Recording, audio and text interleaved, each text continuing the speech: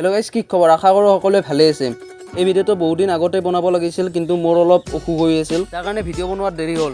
মাত্ৰ শুনি চাগে গমেই পাইছে, ব্ৰহ্মাস্ত্ৰত আমাৰ হিন্দু ধৰ্মৰ লগত জড়িত অথবা ইণ্ডিয়ান মাইথলজিটো ধুনীয়াকৈ প্ৰকাশ কৰিছে। লগতে অস্ত্ৰ শস্ত্ৰ আৰু প্ৰেমৰ ডেফিনেশ্যন ধুনীয়াকৈ দাঙি ধৰিছে, আৰু এইটোৱে বুজাইছে যে প্ৰেমতকৈ অস্ত্ৰ শস্ত্ৰ বা একোৱেই শক্তিশালী নহয়। আৰু চিনেমাখনৰ ষ্টৰি লাইনটো বহুতেই ভাল লাগিছে, কিন্তু ডাইলগখিনি অলপ কিবা খেলি মেলি যেন লাগিছে। शिवा तुम्हारा हाथ ईशा मैं आग से जलता नहीं कुछ रिश्ता है मेरा आग से ডাইলগৰ ক্ষেত্ৰত চিনেমাখনত আৰু অলপ ভাল কৰিব পাৰিলে হয়। আৰু চিনেমাখনত ব্যৱহাৰ কৰা ভিএফএক্সৰ কথা কি ক'ম, ক'বৰ ভাষা নাই। বলিউডত যিমান চিনেমা আছে সকলোতকৈ বেষ্ট ভিএফএক্স ইউজ হৈছে এই ব্ৰহ্মাস্ত্ৰ চিনেমাখনত। আফগান ফ্ৰেণ্ডখনত ইউজ কৰা বিল গেটৰ নিচিনা এই থাৰ্ড ক্লাছ ভিএফএক্স নহয়, অথবা এই টিকটকৰ নিচিনাও নহয়।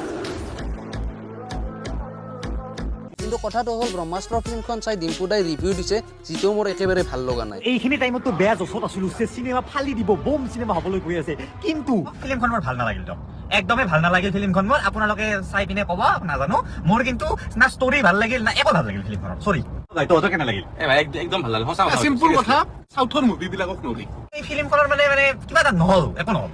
আচলতে বৰ্তমান ট্ৰেণ্ড চলছে যে বয়কট বলিউড। তো ফিল্মখন কেনে হৈছে, কি বনাইছে একো চাব লগা নাই।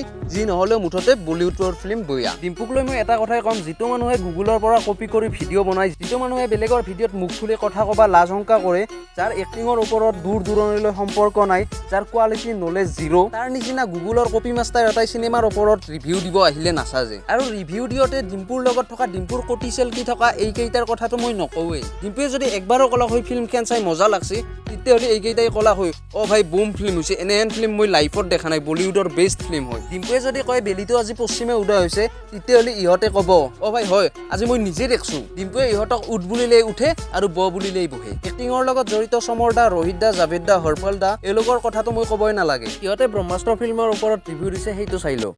কেনেকা লাগিছে চাই? It is interval and I'm fucking out. I have no একো নকওঁ। চাইবে কেনেকা লাগিছে? Interval amazing man.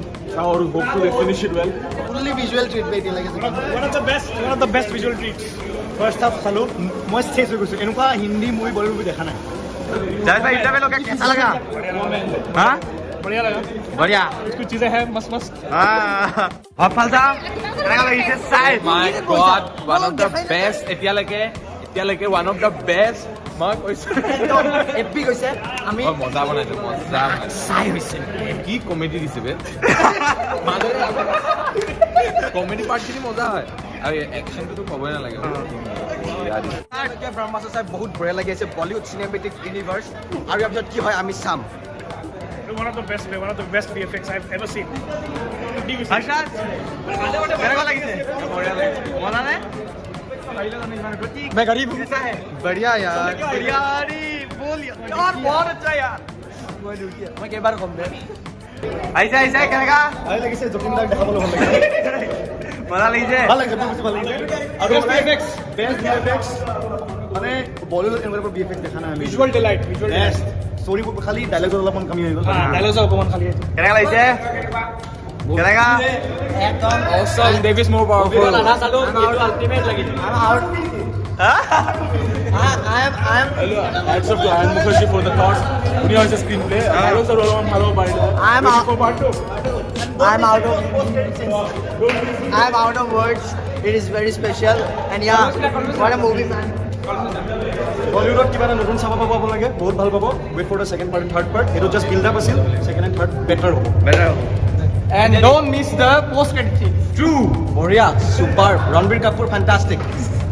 Proud of Bollywood বে, আজি ভাল লাগিছে। আৰু পষ্ট ক্ৰেডিট চিনটো গোটেই চিনেমাতকৈও ভাল।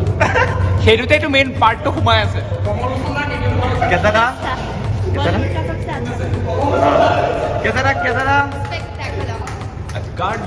ব্ৰহ্মাস্ত্ৰ ফিল্মৰ এক্টিং লাইনত থকাবিলাকৰ ৰিভিউ চাওক, আৰু জিৰ' নলেজ লৈ নিজকে সৰ্বা বুলি ভবাজনৰ ৰিভিউ চাওক। কিন্তু নিজে এটা মস্ত কপি মাষ্টাৰ কাৰণে সি এইবিলাক ফিল্ম ভাল বুলি নকয়। কপি কৰি বনোৱা ফিল্মবিলাকহে তাৰ চকুত ভাল, যেনে ধৰক ৰত্নাকৰ। আৰু এনেকে মই গমেই নাপালো কেতিয়া হৈ গ'ল ইণ্টাৰমিছন। মানে এনেকুৱা লাগিল যে হ'লে নে 5 মিনিট তামাম ফিল্মে তামাম। ষ্টৰি লাইনটো মানে আল্টিমেটলি ষ্ট্ৰং হয়, ইমানে ধুনীয়া এটা ষ্টৰি দিছে।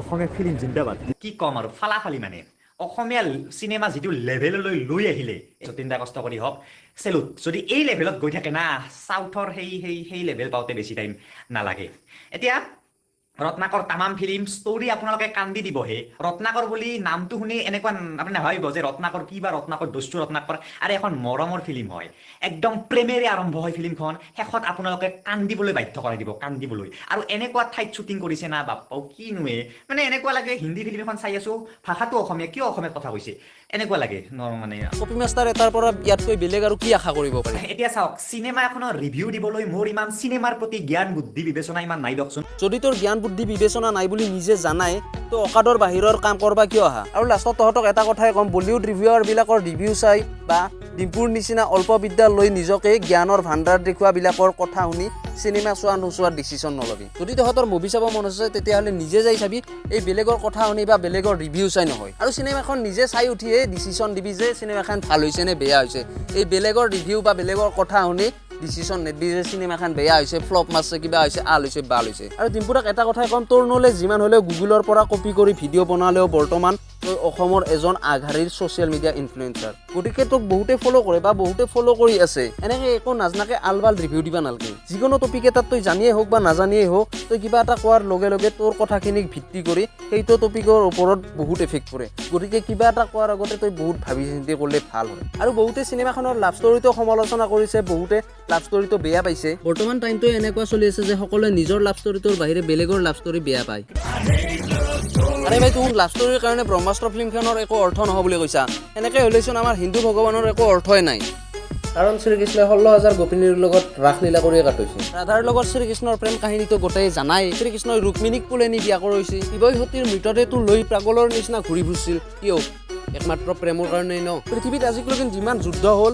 চব প্ৰেমৰ কাৰণেই হৈছে ৰামায়ণত ৰাম ৰাৱণৰ যুদ্ধ বা মহাভাৰতত কুৰুক্ষেত্ৰৰ যুদ্ধ পাণ্ডৱৰ পৰা চব সম্পত্তি কাঢ়ি লৈ গৈছিল তেতিয়াও একো নাই যেতিয়া দ্ৰুপদীক লৈ অভদ্ৰামী হ'ল তেতিয়াহে যুদ্ধ হ'ল তোৰ জন্মৰ পৰা আৰম্ভ কৰি মৰাক লগিন গোটেই জীৱন প্ৰেমতেই আবদ্ধ হৈ থাকে ভগৱানেই প্ৰেম কৰে তই ব্ৰহ্মাস্ত্ৰ ফিল্মখন প্ৰেমৰ কাহিনীৰ কাৰণে বেয়া হ'ব বুলি কওঁ আৰু ব্ৰহ্মাস্ত্ৰ ফিল্মখনৰ পাৰ্ট 1ৰ লাষ্টত এইটোৱে দেখুৱাইছে যে প্ৰেমতকৈ পাৱাৰফুল বেলেগ একোৱেই শক্তি নাই ভগৱানেই প্ৰেমৰ ওচৰত হাৰি যায় কান্দে আৰু ব্ৰহ্মাস্ত্ৰ এডাল অস্ত্ৰহে थर्ड क्लास मूवी आज तक नहीं देखी होगी Basically a badly written crime patrol episode dialogues mixed with a very bad Ekta Kapoor plot.